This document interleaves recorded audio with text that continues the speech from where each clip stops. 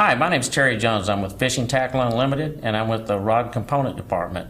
One of the biggest inquiries that we get around here is tip sizes.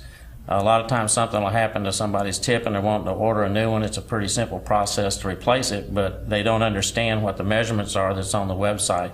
There's actually two measurements involved in a tip. The first is the ring size. I've got an oversized tip here. This is for a surf rod or an offshore rod, but it's easier to show you.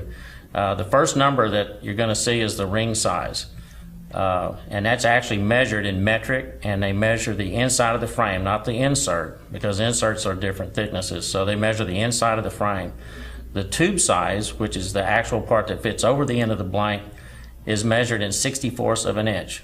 Why they do that, I don't know, but that's the way they do it. This particular one is a pretty large one. It's around a 14 or so. So this would be 14/64ths of an inch.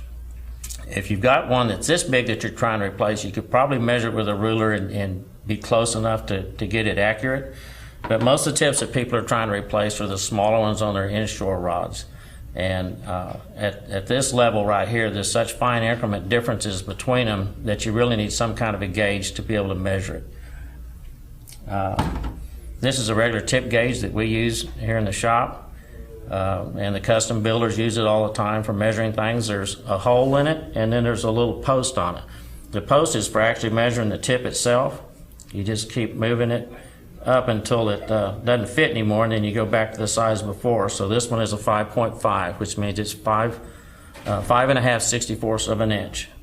So the number on this particular tip would be an 8-ring 5.5, or an 8-5.5 would be the way it'd show up on the website.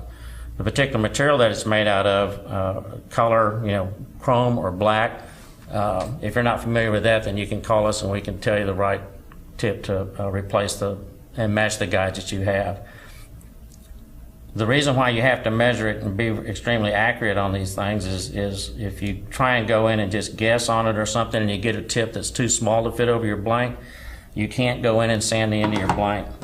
These things are graphite with a resin in them, and if you sand down too far, you get into the actual graphite, and then the tip is very, very weak at that point, and it'll break. So you have to make sure you get the right size to where it fits, but has a little bit of room for the epoxy. If you get it too big, then there's too much room in there, and then the glue won't hold the tip on, and it'll come off. It'll be a pain. So you really want to make sure that you get the right measurement. We've got two tip gauges that we sell. We've got the Pac Bay version, and then we also have the one from Fuji, which is most of what we sell here because we mostly deal with the Fuji guides, and it seems to be more accurate on them.